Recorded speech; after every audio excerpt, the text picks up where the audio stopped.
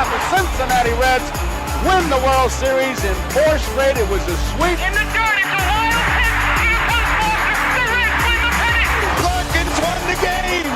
That ball is fair. Cincinnati's ahead. 2 games to none. Welcome Joe Aranda to Cincinnati.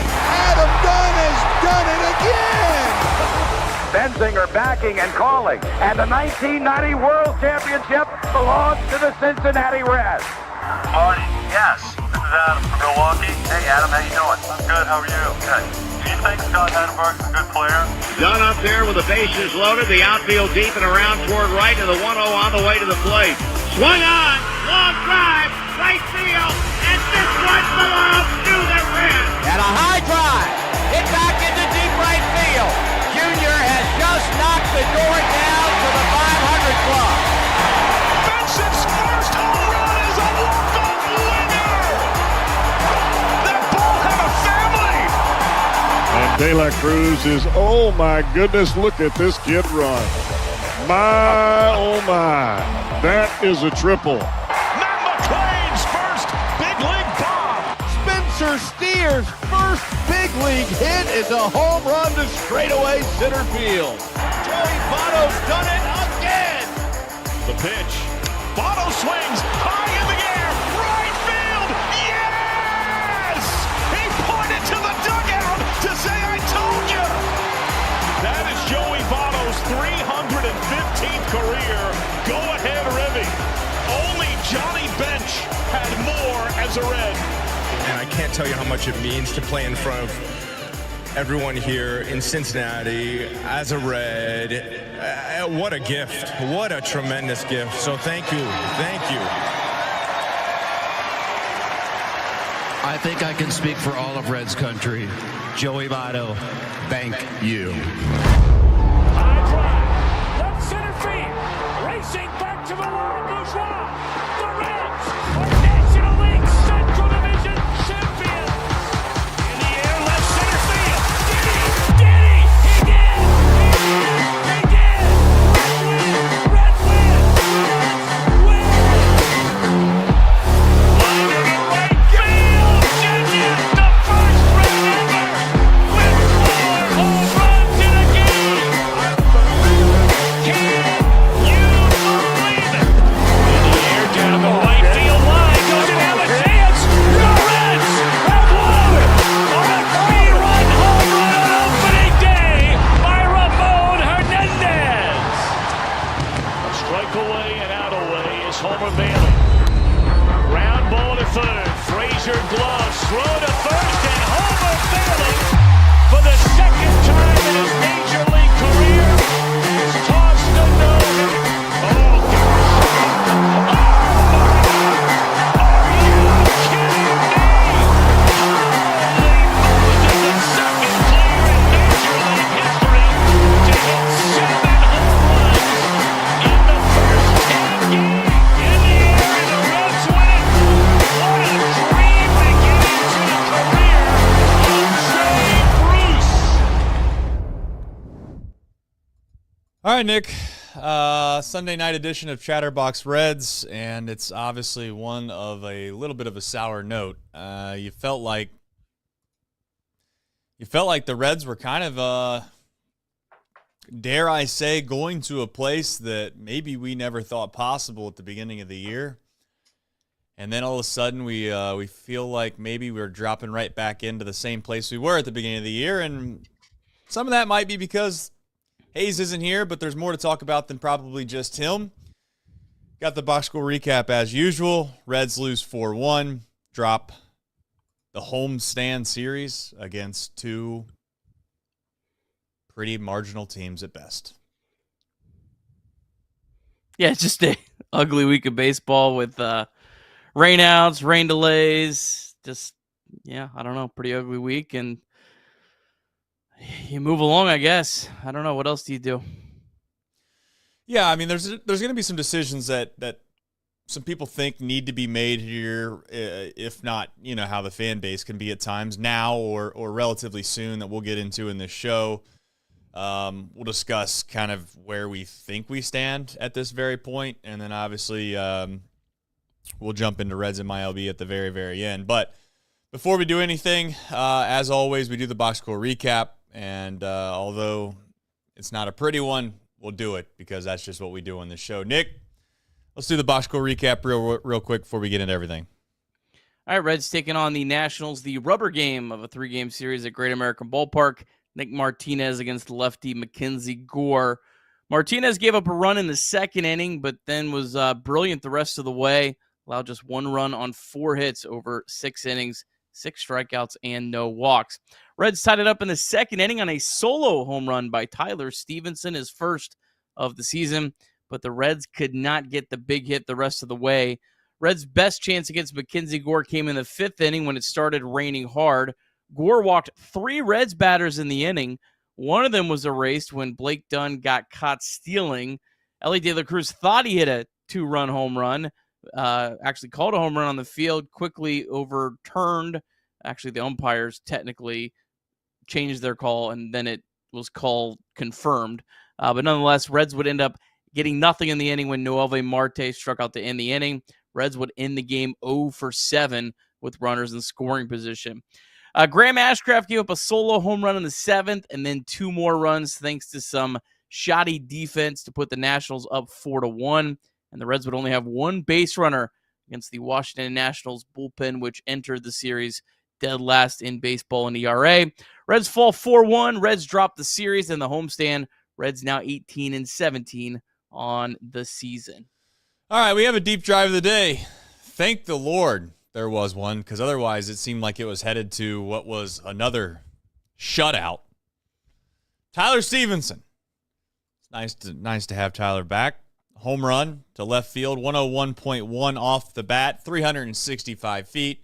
And for those that are wondering, it gave the Cincinnati Reds a win probability of 55%. And as we all know, it would end up being a great whopping 0%.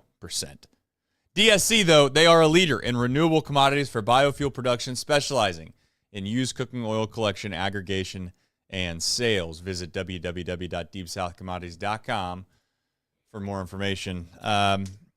Where to go on a show like this? I think that there's a lot of different ways that you could make the lead. I think you could center it around roster construction. I think you could center it around just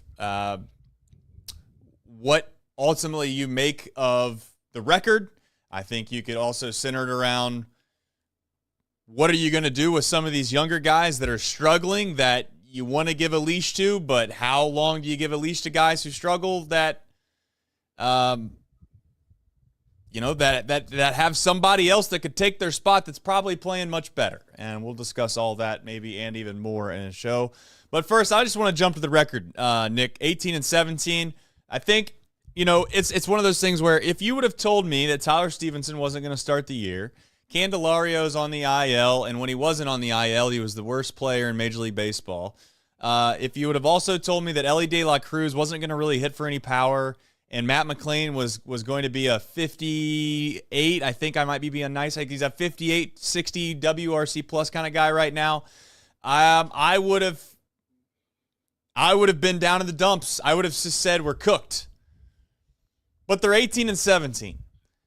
That's the positive side of it. The opposite side, which I think also has some validity, is the schedule has lined up relatively nicely for the Reds on the front end of this season. And they also have gotten unbelievable starting pitching. So good of starting pitching that I hope I'm wrong, but I have a hard time believing that it will continue to be the way that it's been up until now. And we're starting to see kind of signs of that from a start here or there from some guys. But again, 18-17 is 18-17. What do you make of it? I don't know. I mean, you don't have to squint very hard to see how it could be significantly worse than 18-17. And in some ways, you're probably fortunate to be 18-17 right now. But I mean, everything you said is also true. It also doesn't help that you're playing in a National League that's significantly better than the American League. And, 18-17 still puts you a game and a half back out of a playoff spot and 3 games behind the Cubs right now. So I don't know. I mean, like this week, I got to be honest, the games the Reds lost this week were just games you lose. Like, I didn't really think there was a whole lot of games where I go, oh man, man, we really let that one get away. Like, they just lost some games, and you're going to lose games like this. I think there was a lot of games earlier in the year where the Reds had it in the margins to win or not. But today, like, Graham Ashcraft gave up some runs. You weren't able to get a big hit with the runners in scoring position. Like I've said before, runners in scoring position is like the most fleeting thing. And, of course, the last time I said that, the Reds had like the greatest game in the team history against the Orioles the next day. But now you see it's ever since then. I think our good friend Ginger Shores Rex tweeted out, like, the Reds, since that 20-something run game against the Orioles, the running scoring position numbers are just like atrocious, like they're like 180 or something. But that's baseball. I mean, like, it just it fluctuates. There's no rhyme or reason to it. Well, I'm trying to make sense of it myself. There are times where I think, you know what, you're too hard on this team on a day-to-day basis. You basically are, to a certain extent, always trying to put them in the negative light of when they play bad. That's what you think that they are. And I guess the offense is clearly the biggest issue. I don't know exactly what's going to take place the rest of the year. This team could win 75 games, and I can, as I've said before, I think I can easily paint a picture as how they do that. And it's largely going to be based off the fact that this offense is incapable of finding a way to battle and fight back and win games that they're in. And you might say, well, today they just lost. Graham Ashcraft gave up some runs. Well, he gave up some runs. He gave up one home run. And then outside of that, I thought that they had some plays they could have made that would have made his life easier. And they probably, in my opinion, would have got out of the inning unscathed with just one run. And I get it was 110 miles an hour off the bat, okay? Am I saying it was an easy play, Nick? No, I'm not saying it's an easy play. But he was positioned perfectly. Matt McLain, if you're going to struggle at the plate, and I've defended him as much as I possibly can, your grace for not making plays in the field are zero at this point. And I know that they're human. I get that they're going to make mistakes. But if we don't get any production at the plate, then we need to be almost perfect in the field. And we just aren't that at times. And it feels like we're starting to kind of rearrange deck chairs, and we put Espinal out in right field. We'll get into all that here in a little bit. But where I was going with this offense, though, is it does feel like there's not a whole lot of grit. I don't know what magic potion they had in 2023, Nick, where they could get down by 4 or 5 runs, and it felt like, hey, we've watched this how many times this year. They're going to find a way to make this interesting. They might not win, but they're going to lose 8-6, or they'll lose 8-7. They might win 10-7. If Luke Weaver was pitching, they'd win 15-12. But at this point, it feels like if they don't score within the first 4 or 5 innings of a game, it sticks. It's like this contagious thing goes both ways with this club. They either hit the ball contagiously and they all get hot at the same time, or they're all cold at the same time. And it feels like that's a lack of MLB hitters, if I'm being completely honest. Am I wrong in thinking that? Yeah, I mean, this offense is significantly lesser, especially against a left-handed pitcher without Austin Hayes. I mean, he's just such a massive piece of this roster. But to say all that, they scored 6 and 9 runs the last 3 games before today. So I don't know. They're an inconsistent team. Most teams are inconsistent. This team's probably a little bit more inconsistent than a lot of other teams, just because of the lack of experience in key spots in the lineup. I don't know. It's a day-to-day thing with this offense. I'm not going to get too high one day and then try to get too low the next day. It's just, I don't know. It kind of is what it is. I mean, I think overall, though, I'm pretty pleased with this offense since the second week of April. I mean, there's been a few clunkers, but, man, there's been some great games, too. So, I don't know. I mean, Austin Hayes is just such a huge piece. And Tyler Stevenson coming back does make up a little bit of that ground, but he doesn't make up all of it. I mean, just listen to what you just said, though, at times. And I'm not trying to be like, I I can paint a picture of why 18 and 17 is great right now because this offense has been atrocious. You have guys like McLean, who's not been great. Elly hasn't been up to the standard we were probably hoping him to be at from a power perspective, to be clear. I'm not trying to paint him in a bad way here, too bad off. You go down the list of players, and I don't want to keep beating a dead horse of all these guys that are struggling, whether it be Steer or Candelario, or at times, I guess, whoever you want to stick out in right field at times. Point is, though, is that we're banking on Austin Hayes. And I'm not trying to be disrespectful, but there's a reason he signed a contract for $5 million. And I'm also trying to say, hey, let's be a little hesitant in thinking that Austin Hayes is basically a one-win player in 13 games. He came out, he was fantastic when he helped us. But I'm just saying, are we going to really bank on the fact that Austin Hayes is going to be the guy that's going to come back and resurrect this offense again? I'm certainly not. But what I will say, the thing that I do find some solace in, as people might find funny with the solace joke, is that if McLean and Marte and Elly and I guess probably Stevenson and CES has obviously been a really huge disappointment. And whether you want to take injuries as a factor or not, it's still a disappointment. If they're not good, we're cooked regardless. So that's the part of this that's sombering at times, is that we've got to have these guys start producing, and they got to start producing relatively soon, or else we're going to dig ourselves a hole that we're just not going to be able to get out of. You know what we've been saved by the bell by? We've been saved by the bell by Jose Trevino, Austin Wynns. We've been saved by unbelievable starting pitching. Hunter Green has single-handedly won us a few games. And it doesn't seem sustainable. It just doesn't seem sustainable. So that's where the negative side would go. But the positive side is they're 18 and 17. And I'm going to tell you right now, you can ask any Reds fan, they'd be lying through their teeth, I think, before the season, if you'd have said, hey, on May 4th, by the way, happy birthday to Nick, if the Reds were one game over 500, would you take it? I'd be willing to bet that a lot of Reds fans take it.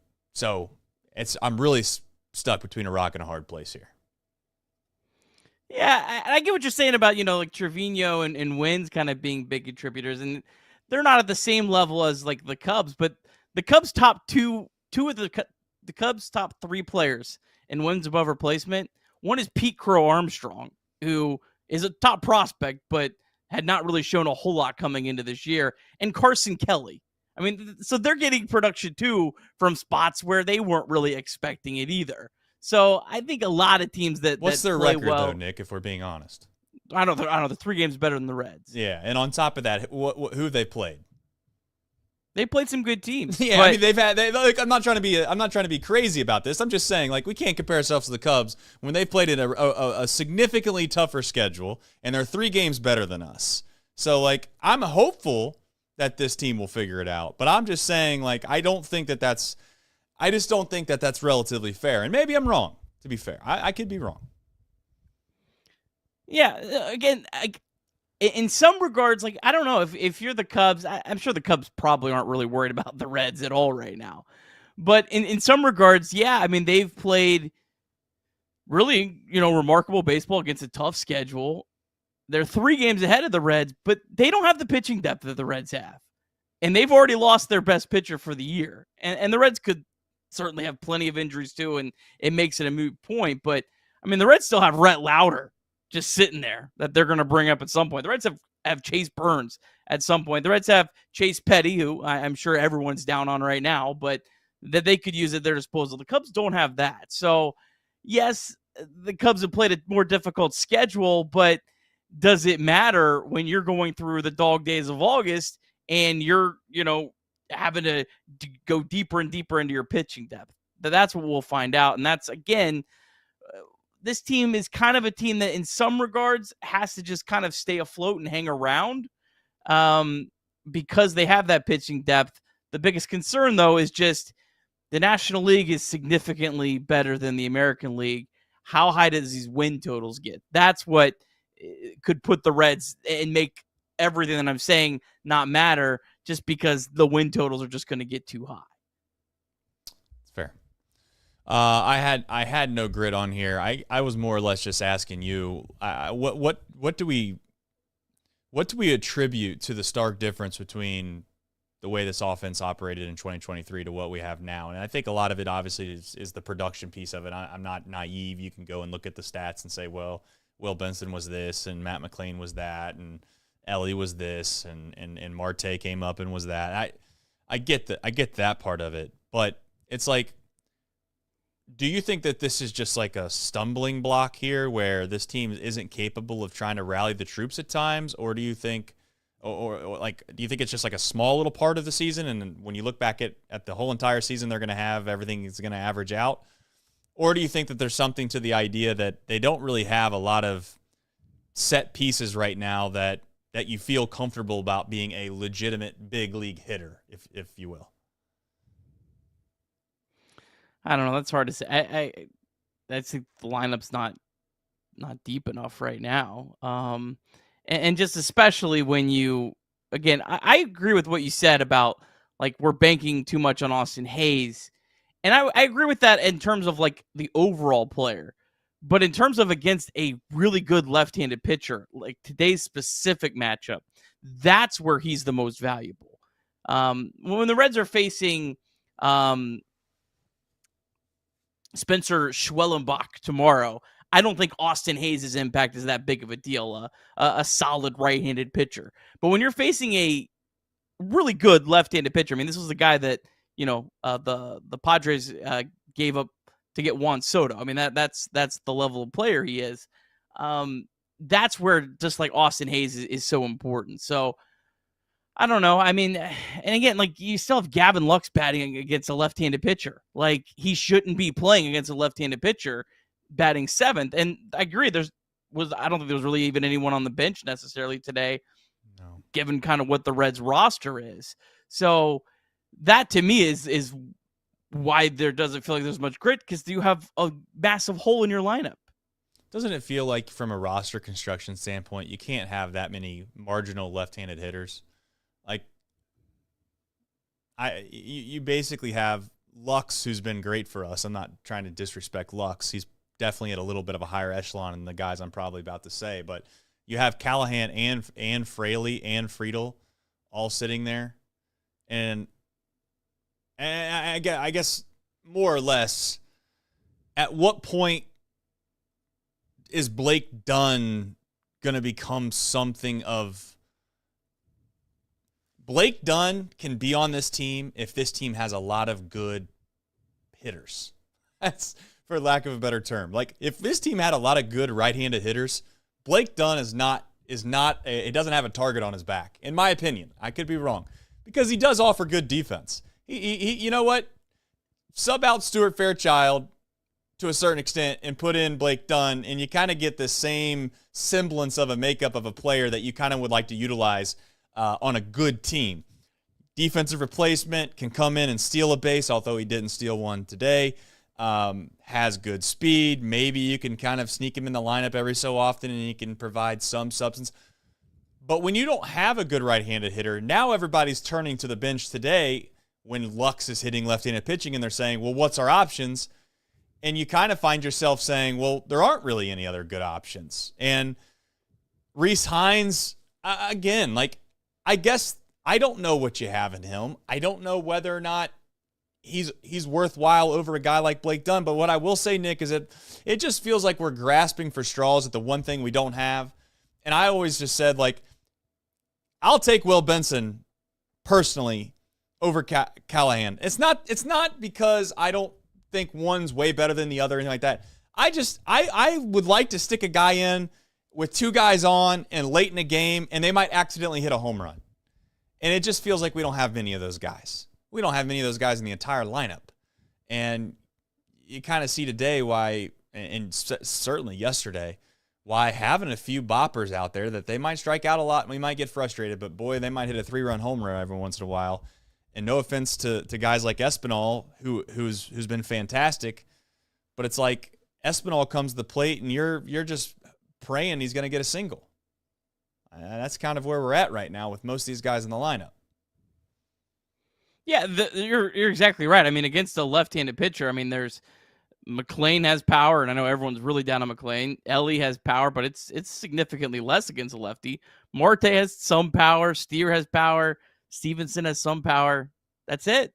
Right. I mean, Trevino's hit some home runs early in the year, but I mean, I'll take the under the rest of the year on whatever. Blake Dunn hasn't shown a lot of power. There's not a whole lot of power against a left-handed pitcher, for sure. And to Tyler Callahan's credit, like, he got really caught up in a bad spot. I mean, the Reds have faced a left-handed pitcher 4 of the last 5 games. So I'll be interested to see. The Reds I think they're going to face 3 right-handed pitchers in Atlanta. I'm interested to see I'm assuming he probably starts every game or at least close to it. I'm interested to see if he can get a little bit of a rhythm, because I do really like Tyler Callahan. I think Will Benson's a better player with a significantly higher ceiling. But I like Tyler Callahan, and I'm certainly willing to give him a shot and see what he can do, and just see if he could be a piece. But he also is another guy that is his floor's not his ceiling's not all that high, and he doesn't have just like a ton of. I don't see Tyler Callahan going out and hitting 20 plus home runs. No, and it's not his fault that I don't want to make it sound like he's not worthy of being a big league player right now. It's just. It's almost like the guys that we relied upon always get a pass. You remember when Marte got suspended, Nick, and he got suspended for doing something stupid, and we won't rehash obviously exactly what that was, but he did something that was stupid. And it seemed like all year long everybody wanted to get mad at all these other guys that were just trying to fulfill the role that he was supposed to play. And we find ourselves kind of in that same spot, Nick. Like, Candelario has to be one of the main cogs in this lineup. CES, has to be one of the main cogs in this lineup. And we've gotten, and I'm not trying to be crazy, but we've gotten nothing out of that. Not even a little bit. Now, they're 18 and 17. So maybe there's a chance these guys can get healthy and come back, and it just changes the entire outlook of this offense. But when you don't have Candelario, you don't have Austin Hayes, and you don't have CES, Nick, what would we have said in the offseason if you told me that those 3 guys all tested positive for performance-enhancing drugs and they weren't available for this season? We would be cooked. Yet here we sit 18 and 17. That's the positive spin that I'm going to take on it as we head into the back half and we get into some super chats here. All right. If you are ever in need or looking for tickets, please download the Game Time app. It is the official ticketing partner of Chatterbox Reds. As always, if you download the Game Time app and you use the code CBox, that's CBOX, you can get $20 off your first purchase. It's secure, easy, a nice, intuitive app that lets you kind of look around on the map, stadium map, click any section that you'd like to sit in, kind of get an idea of what the different prices are in those sections, get a good view, if you want to call it that, of the field itself and or the arena, because there's also concert tickets on there as well in case you're not feeling a ball game. But what I do know is that if you use the code CBox, that's CBOX, you can get $20 off your first purchase. Terms do apply. Terms do apply there. And as always, as a resource, always going to continue to tell everybody, just as a reminder, 988, text and or call, day or night. Visit mantherapy.org. It's okay to not be okay. All right, Nick, it is your birthday. I would sing happy birthday if the Reds would have won. That's my excuse for not singing, because I can't sing at all. Please don't sing. I'm not very good at singing. Craig did say, happy birthday, Kirby. Sorry the Reds couldn't give you a better celebration. So, got some I think they have a sympathy pretty there. poor all-time record on May 4th, so it's just kind of Are you a Star Wars guy? No, I am absolutely 1,000% not. Gotcha. It just seems fitting. I wasn't sure. Jacob Doyle says, can you guys give your ideal regular 1 through 9 batting order with Hayes out and based on how things are going? I don't really know exactly the order on a day-to-day basis that's perfectly ideal, but I will say that I have completely jumped ship onto Kirby's, I guess, sailboat or whatever he's got going over there with Elly De La Cruz being a leadoff guy. I just feel like the vibe of the way that this team kind of operated in the past that I liked was aggressive, and Elly was the lead cause of that. And it felt like when Elly would get on base, he would just make things happen. And I hate to say it, but when your leadoff hitter and your 2-hole hitter have been absolutely as bad as our team has been, he comes up with 2 outs in the inning. In your first opportunity that he presents himself at the plate. On top of that, you're not giving him as many at-bats as you possibly can. And I just feel like he's a trendsetter. He has the ability to get on base by walk and or obviously getting a hit. And when he gets on, I don't think they're pulling the reins back this soon. But my point is like let the kid just play. And if he can steal bags for us, maybe it creates some momentum in the game and things change. For the rest of it, Nick, I don't really have anything that's all that ideal because I don't think there's that many guys in this team where I feel like I'm falling in love with they have to do this or they have to do that. I like probably TJ Friedl hitting 8th, maybe 9th. I would say even hitting TJ Friedl 9th is perfectly fine by me. It's not that he's the worst hitter on the team, which I actually think you should probably put the worst hitter on the team like 7th, somewhere in there. Maybe you can convince me 8th, but I kind of want to give a couple guys that have a chance to get on base at a higher clip, maybe a couple guys in front of Elly. But anyways, I don't know. I know I'm not answering his question exactly the way he wants it, but do you have a... Yeah, I was trying to jot it down just so I didn't forget anyone. I mean, I'm a big platoon guy, so obviously you're getting the versus right-handed lineup. I'm trying to put it up here. Give me 1 second. You take your time while you're doing that. You got it. Look at you. Go ahead. All right, so this is what I would do. I could have forgot something here. I would go Elly leadoff, McLean second, Lux third, Stevenson, Callahan. I'd probably put him like 5th. I think he's, again, I'm a big like put guys in the best spot to succeed, and I want him to get more at-bats against right-handed pitching. So Callahan, then Marte, Fraley, Steer, Friedl. That's all I'd have. I think you have a more balanced lineup, too, that way. Yeah, I mean... And again, Trevino is going to get in there quite a bit, because more of defense. And so I think I would probably have Steer out of the lineup. Yeah, that's where I was going. In that regard, if you have Trevino in, and then play Stevenson at first base. Yeah. Yeah. Yeah, I don't want to ruin the thing that's coming up here as we kind of digress in the back half. So I'm trying to save some of my ammo here before I jump into that. I would assume against left-handed pitching, you're taking out Lux, and you're probably sticking in Espinal and or off the top of my head, why am I missing guys that you didn't have in the original lineup? I'd have Espinal. I'd have Espinal like 3rd, maybe. I'd have him at the top of the lineup. Honestly, I might bet Espinal leadoff against left-handed pitching. I think he's such a good hitter against left-handed pitching that I'm going to hit him leadoff, so I'm going to try to sneak an extra at-bat against the lefty. Because when you bat him like 5th, I mean, teams consistently pull their starting pitchers. They're Yep. Ahead of guys like if he's hitting 5th, you might catch that pitcher in a pitch count of like 90 to 95, maybe even 85. But you hit him first, you catch that pitcher in like the 78 pitch mark or something along those lines, and it's a little too early to try to feel like you need to pull him in a spot like that. It makes perfect sense. All right, Molly says, "Happy birthday, Nick. LFG Redlegs." I think that means.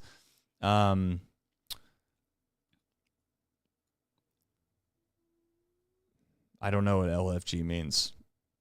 I was trying to come up with something fast, and I was thinking of the word F, the letter F, not the word F, the letter F of an alternative, if we can call it that, and it just never came to my brain. It's been I had to drive a long day today, so brain's not over there. Did you No. see? I don't actually get to talk to Trace outside of when we go live. Right. Did you get to go to a Volunteers game? No, I didn't. It was so bad weather-wise, I didn't do it. In fact, I kept checking Tennessee baseball's Twitter, and I just love to know that I love to see that every fan base is the same. You know, I check, I get on their Twitter and I check the thing, and they must have played. It looked like it was going to just absolutely lightning and thunderstorm. So I was like, they're not going to play this game. There's no way they're going to play this game. So then I go and I click on it, and it said that the game's been postponed. And I'm like, what? They played? They played the top half of the first inning, Nick. The Volunteers gave up 2 runs, and they called it. As soon as they got the third out, they called it, made everybody go off the field. So think about that. They started the game. They made the home team go out and actually get 3 outs. And then the visiting team didn't even have to pitch in the same elements. Oh, the comments were just, I mean, they were exactly what you think they would be. But no, it was terrible weather, so I did not do that. But maybe next time. So yeah, I was in Knoxville all weekend for those that are wondering. And I told Nick I was going to go to a Volunteers game, and he had like 20 top prospects for the MLB draft. They legitimately half their roster is like the top 100 draft prospects. I was like, Trace, there's like a 30% chance you see a future Red. Yeah. No, I didn't get a chance to go. Maybe, who knows? Maybe soon. Chase says happy birthday as well. So it's a happy birthday super chat kind of night. So, all right, back half of the rundown. Here we go. McLean's going to be a topic of conversation. I don't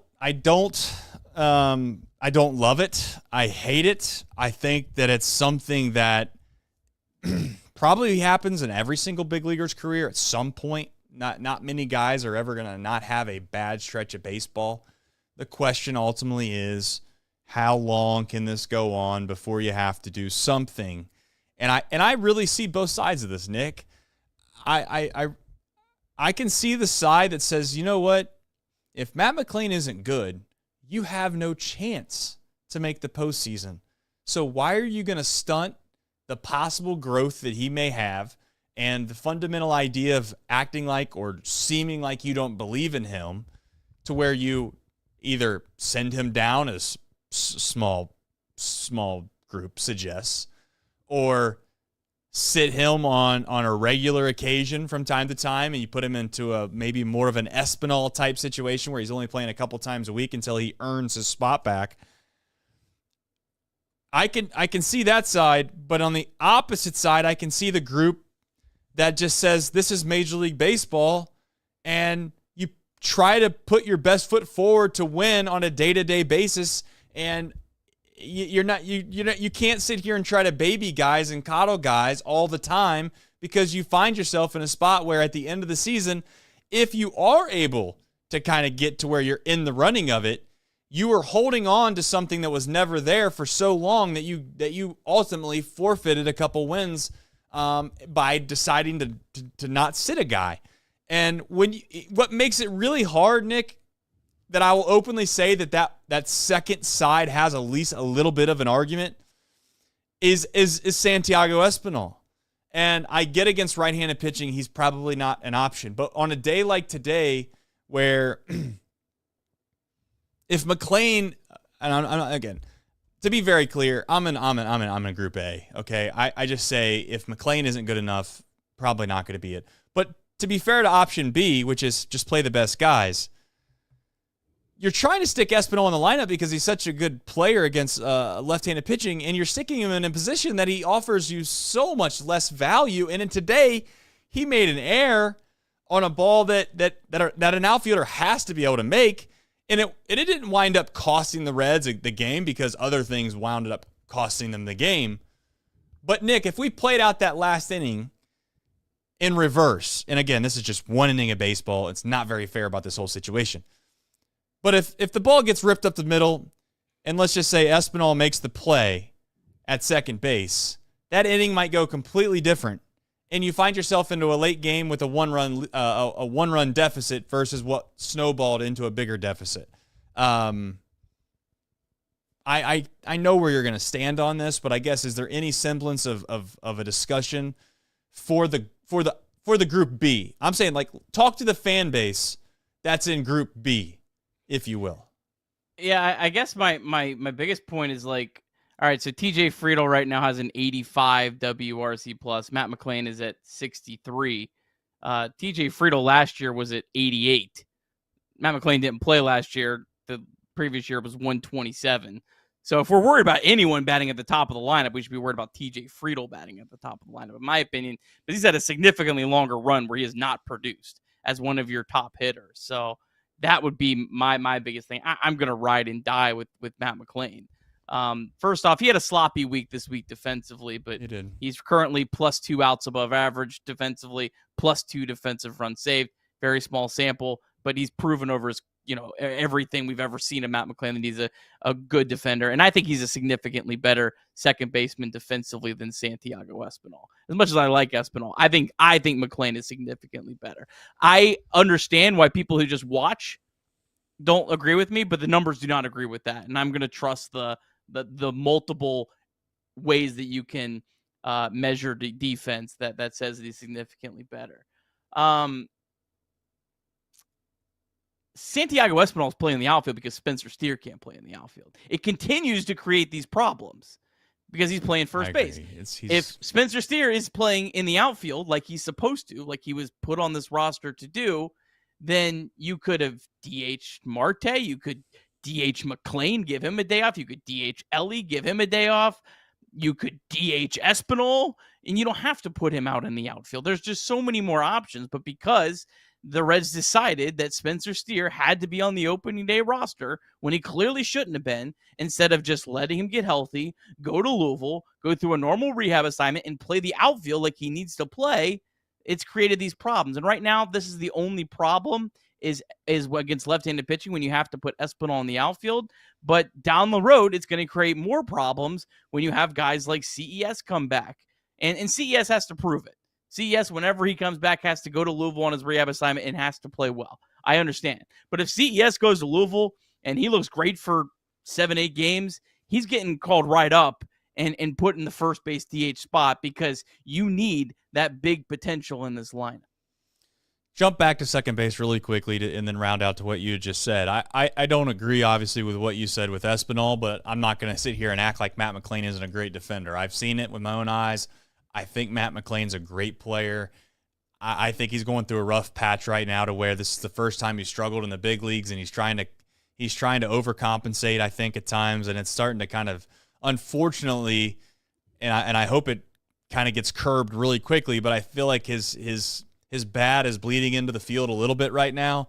And again, this is a hard game, okay? I'm not here to suggest that it's not a hard game, and we're going to crush guys for not playing well at times when they aren't a prospect. I'm going to say Matt McClain has been bad, and he's been bad for quite some time. He got off to a really good start for the first week and a half. Unbelievable baseball player. Looked like he left off exactly where he was before he got injured the year prior. I guess would have been 2 years prior.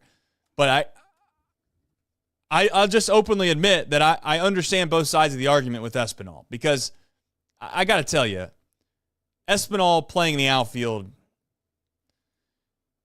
and I know Terry Francona is Terry Francona is a smarter baseball guy than me. I'm not going to sit here and act like, but it just seems so stupid. I got to be honest. It just seems so stupid. I get the idea that you don't want to move McClain, and I understand that Marte's he's had a good run in the sun here for what has been 2 or 3 weeks, and I'm not downplaying that Marte should, but like, this does trickle back to Steer, though. And that's where I had first base and DH on the next thing. Like, this all trickles back down to first base. The reason I say that is because you should be DHing. In my opinion, if Espinal is such a valuable spot, such a valuable asset, then I got to tell you, Marte needs a DH. Then Marte needs a DH. Because with all due respect, Espinal should play third base or second base every single time he's in the lineup. Because, in my opinion, he's the best at that spot. Do I think you take McClain off of second base? It's easy to say that now, look, with hindsight 2020, the way he's played, but I tend to say no. So I then say, okay, Espinal can play third base. Well, who's DHing? Well, you're DHing, obviously, a guy now in Stevenson, but before that, we were DHing, Steer or Candelario or quite frankly, anybody in the lineup you didn't feel great about, whoever the DH was. I hate to say this, and I don't mean this like disrespectfully in a way. Spencer Steer has not been nearly good enough ever to earn the ability to continue to get opportunities the way that he has. And I know someone's going to say, oh, look, Trace, look back at his last 14 days or look back at his last seven at-bats. You cherry pick whatever stat you want. I'm just watching the games. Nick, I don't know. We're talking about a first baseman here. We're talking about a DH, Nick. Like, that should be a primo position of somebody that is absolutely raking the baseball. Because if you can't find guys that can absolutely rake at first base and DH, then you got a world of problems. And that's what this team has right now. There's no pop. There's no power. And you know what we're begging those positions to be, Nick, right now? We're hoping those positions are going to be the catcher, the second baseman, the shortstop. Find me another team that you would say, this is a great team. You know why? Because they have a catcher, a second baseman, and a shortstop that are significantly better hitters than their DH and first baseman. I have a hard time believing that. And I'm sure you can go out and maybe find a team or two. But in general, that's not the way to build a good baseball team. And that's my problem right now with this club is Spencer Steer, again, he's just not a first baseman. He's not a good enough hitter to be a first baseman. And he's not a good enough hitter to be a DH. If you want to stick him out in left field, sure. You can convince me that every so often he can play left field against left-handed pitching and maybe against some right-handed pitchers. But that's my real problem with all this. Yeah, I'm with you completely. Just to round out this, two things. Here's the numbers. Since 2023, when McLean entered Major League Baseball, McLean's +3 outs above average, +2 defensive runs saved. This is just at second base. Espinal's -6 outs above average, -2 defensive runs saved. I have a hard time believing Espinal's actually -6. I feel like that's a little inflated, but the numbers do say that McLean's better. And again, McLean is just getting in the big leagues. I think he clearly has a much higher ceiling defensively. I think McLean makes more plays that you don't see that he can make than Espinal. In terms of like where McLean is batting, if this is where you have to trust Francona, is on a guy like Matt McLean and Matt McLean's spot. This is where you have to trust his experience. If Francona, sending him to the minors, that's nuts. That's crazy. No one would send him to the minor leagues on May 4th. You're not. You're going to ride him out a little longer. Dropping in the lineup, that's where you have to lean on Francona. And if Francona believes that batting at the top of the lineup, giving him that confidence is going to help him be successful, I have to lean on him that he understands that. If he also said, hey, I think, taking some pressure out of him, dropping down to 6th or 7th would help him, I'd be fine with that too. I really don't have an issue either way that he goes, but I'm going to trust Tito on this one if he believes that the confidence instilled in McLean by keeping him in that spot is good for him long term. I'm totally with that. And McLean feels like that player that would apply to for sure. I think it's tough when you do a show like this because there's certain people that think that we just pick favorites. And I would ultimately say, sure, I think every fan picks favorites from time to time. I'm only picking my favorites based off of a couple things. One, guys' ceiling and their ability to help this team on a level in which I think they could possibly, quote unquote, overachieve what the metrics would otherwise tell you. Matt McLean is probably a guy that I would argue that if this team made the postseason and you look back in the analytical crowd that looks at the numbers and says the over under for the Reds is 77 wins, how did Vegas get it so wrong? I can only point towards a couple of guys that I would say, you know what, they were just significantly better than whatever the computer and or the analytics department thought at the sports books. Matt McLain's one of those guys. And I'm not trying to say that Santiago Espinal doesn't deserve more opportunities. I'm arguing that he should, by the way, play in the infield. He should play at third base. And Marte should slide to be in a DH. And I've said it before, I'll say it again, I'd even entertain the idea of giving Marte a first baseman's mitt. And if I'm not trying to be disrespectful, but if Spencer Steer can play first base, I really do think that Marte can play first base. Like, I'm not trying to be a jerk, but that's how I feel about it. Also, don't think that I didn't see the fact that there was a ball that Spencer dove for today, and thank God it like hit him in his other arm when he dove past it, and he recovered and made the play. And I think even Barry was like, "This is a great play," and then he's seen the replay and he just like stopped talking for a second. Spencer Steer, though, just jumping on him really fast as I'm trying to dig this up in real time, so probably not the smartest thing to do. But from a multi-hit level, right, from your DH and first baseman, I'm just looking at this. I don't see, outside of Colorado, okay, and the 24-run affair, Spencer Steer has not had a multi-hit game. Take that back. He did get one in San Francisco. So,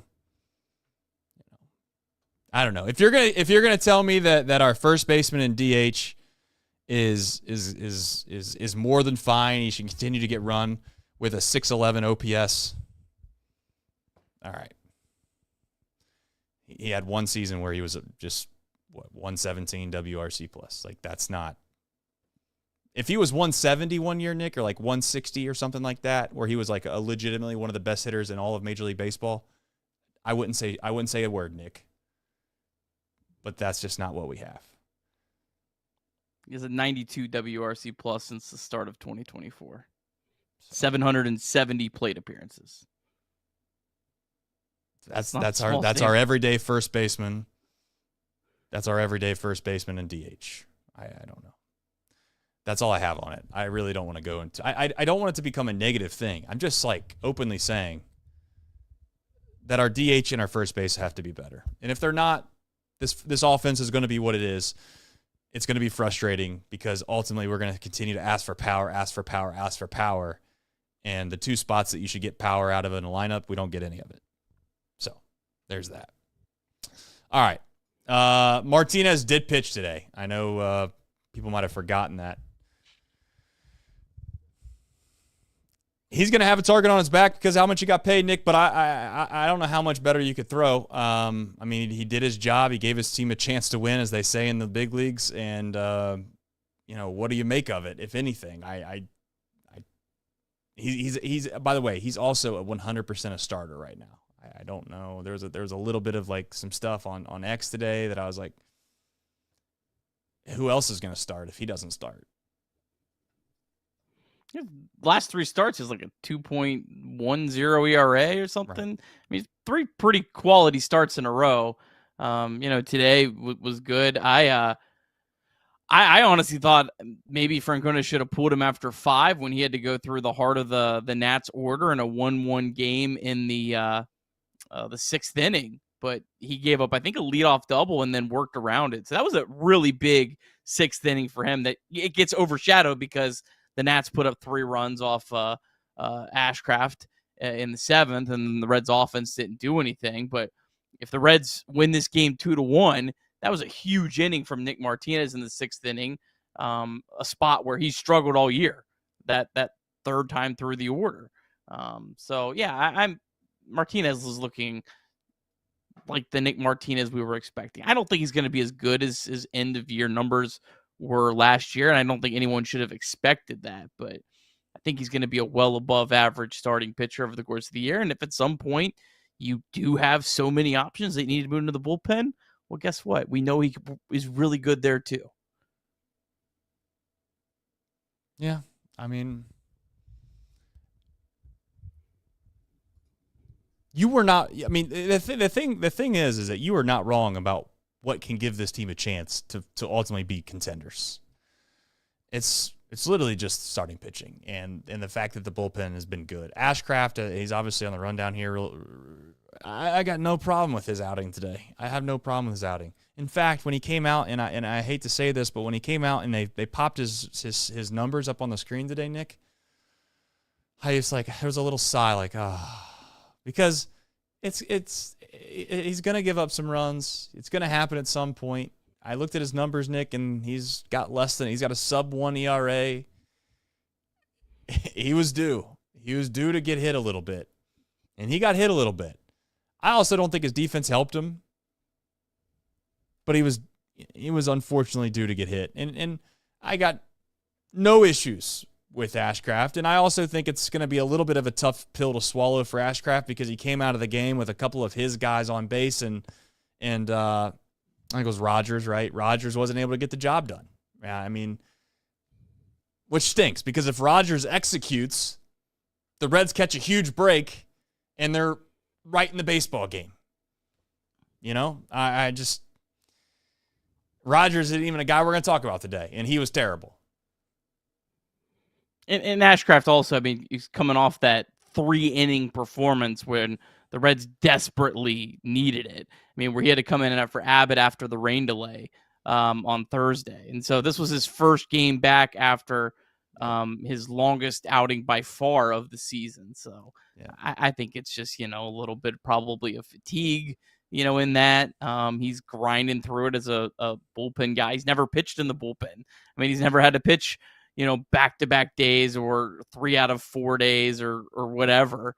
And he's just working through it. But I don't have any concerns with him. Like you said, he was 100% due. And fortunately, wish it would have come on a different day when it wasn't a 1-1 game. But you move along. You do move along. I mean, I got to be honest. Like, I'm not overly upset at just this one game. I actually am I'm more upset about the Saturday game, if we're being honest. Like, I just, you got a guy that's not very good on the mound, and you just let him off the hook because you have an uncharacteristic start, I guess, out of Lodolo, if you want to call it that, and it spirals out of control, and you give up 10-plus runs against the Nationals, a team that hasn't had, I don't know what the stat was, but they hadn't had what a 10 runs or more game in 30 years. That's not true, but you get my point. So second of the year. Second of the year, and that was frustrating. And then you kind of cap that off with how it went today, and it just feels gross because you played the Cardinals and you played the Nationals and you played them at home, a team that has struggled at home for the last 2 years. And that's the thing that's most damning, is that this team finds a way to go out and beat good teams, and they beat them on the road. They find ways to go and they do 10-game roads, basically road trips, and they find a way to win 6 games out of the 10, and you're like, here we go, Nick. Here we go. We're going to come back home. We got an easy schedule. And,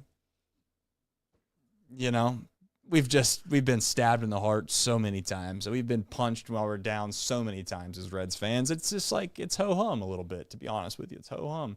Kind of used to this a little bit. Becoming a little more numb to the idea of letting us down at home. I don't know what that is, but I don't know. It's tough. The Reds have been surprisingly bad at home the last 2 years. Terrible. It is a little. I don't think there's much to it. I think it's just a strange thing that doesn't really mean a whole lot, but it is frustrating. Yeah. I guess they keep it interesting. Yeah. Yeah, they find a way to always make the rubber games interesting. They can't ever win them, but they make them interesting. So, all right. The last thing I wanted to kind of bring up really quickly was just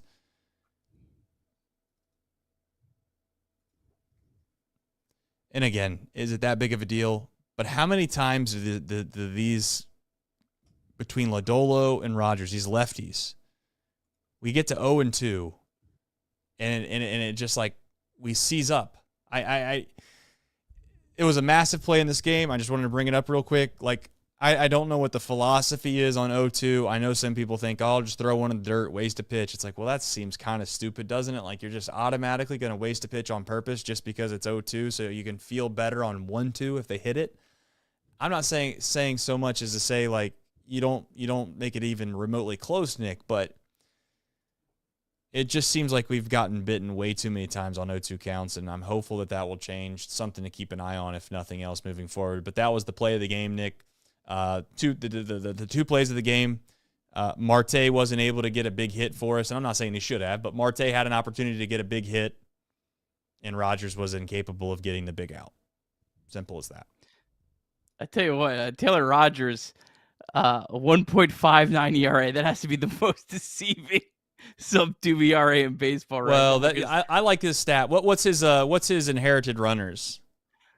I don't know. That's always the one thing I have like the hardest time finding. I need to I need to write down on my wall here next to me how to find that one, because that's the one I can never find on Baseball Reference.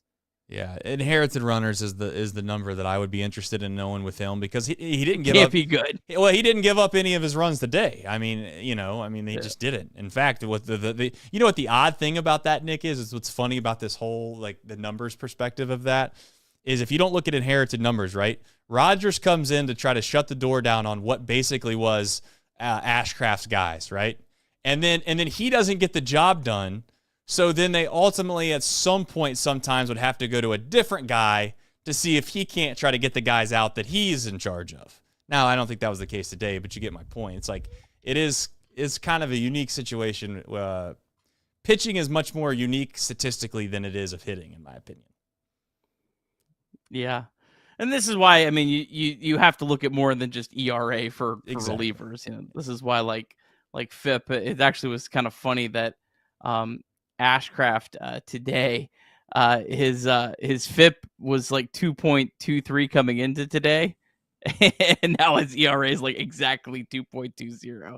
It's like it finally leveled out. Like he was, do a little bit. I mean, a 2.23 FIP is still like probably one of the top 10 in baseball among relievers. So that's still very, very good. But Rogers was in the 4s, and he's certainly been. I got another thing that I would love. I'm not, as you know, I'm not as advanced in the analytics as you and many others are. I want to know something that you would keep in the dugout as a coach, and they have to be able to do. They have to be able to do this. I don't know if they make this available, but I want to know what Rogers' time to the plate is, because that's another area of conversation. And I don't want to go make the show go for 4 hours, but it does seem like the Reds give up on the first and third guy stealing second base with 2 outs more times than not.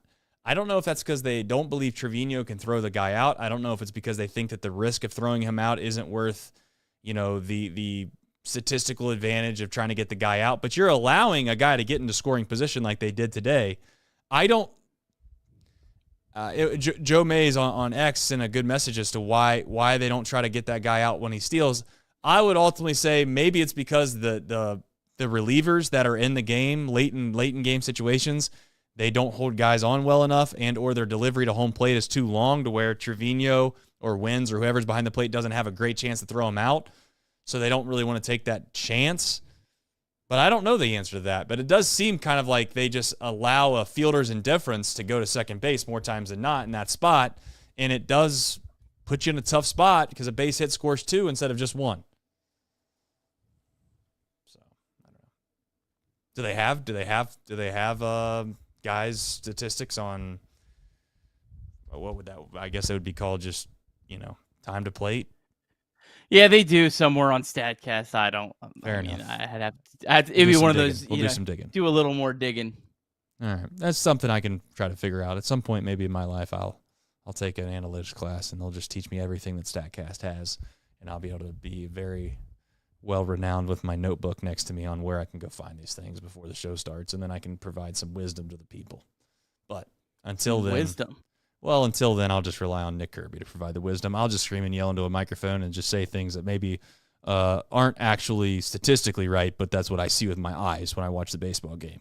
Kind of like, with all due respect, Nick, Santiago Espinal being the best infielder that the Reds have. Maybe I'm wrong, though. That's possible. I could be wrong.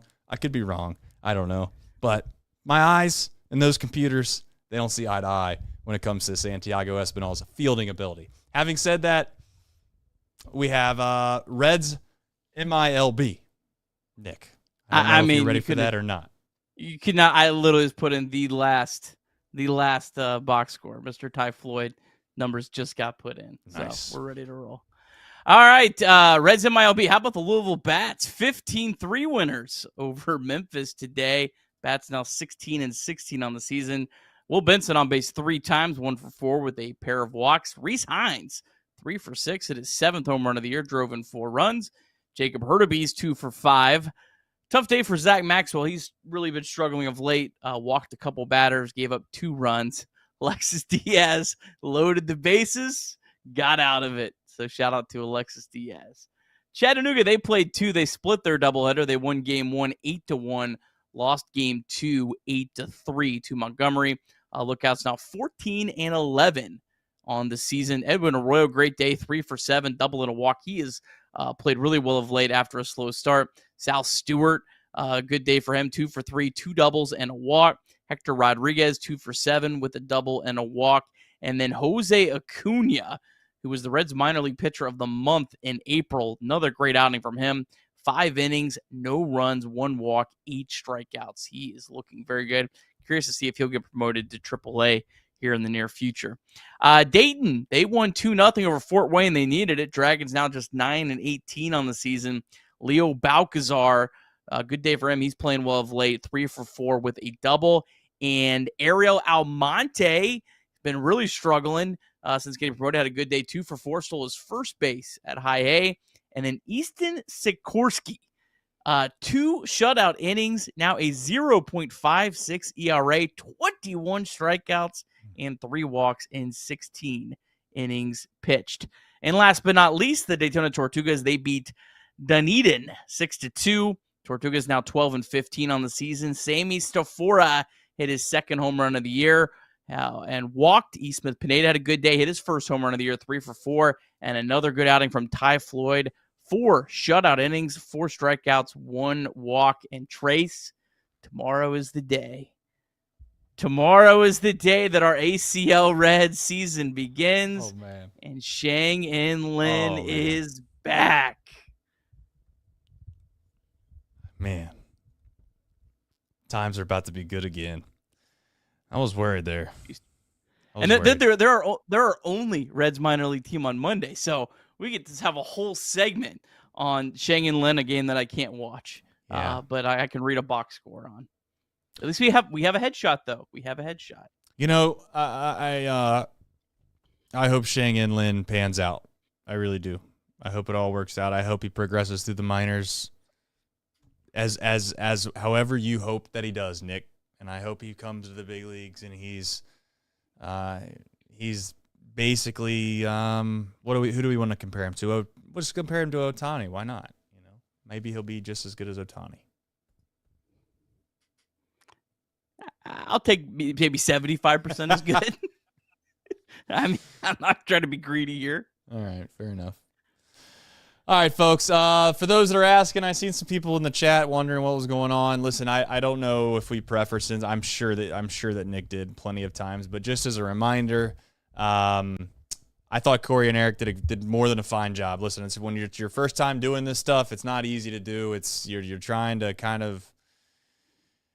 If people watched our first shows, Nick, I gotta tell you, they might not like the flow of it, or they might not have thought it was as good. Like me and Nick have been doing this for a while. There's some chemistry there. You got to give Corey and Eric some time, but they've given us an opportunity for our Fridays and Saturdays to spend with our families. Obviously, we still watch the game, but it definitely helps us out personally, and we very much appreciate them for doing it. And I just want to say I watched their show. I thought they did a great job.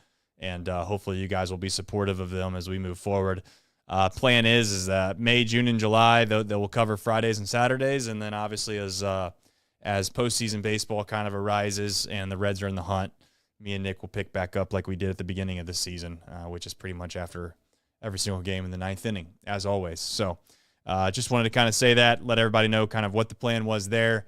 But more so, if you don't mind, do me a favor, hit the like button on the way out of here. Appreciate all the loyal people that come and listen to us each and every single day, 9 o'clock on a Sunday night after a miserable kind of end to a homestand. I know it's probably not the easiest thing to do is just punch this thing on and listen to us and discuss the team, but we'll keep fighting through it. I know that obviously it's not the way that we are all hoping it would go. Once you kind of ride into Great American Ballpark feeling good, and then for whatever reason they're not able to kind of find a way to capitalize on two marginal teams. But you know what? They go to Atlanta. We'll see if they can't find a way to make us all proud of again. You know why? You know why, Nick? Why? Because I hope they come back home and we can say, did you see what these guys did in Atlanta? We'll see you, everybody. Take care.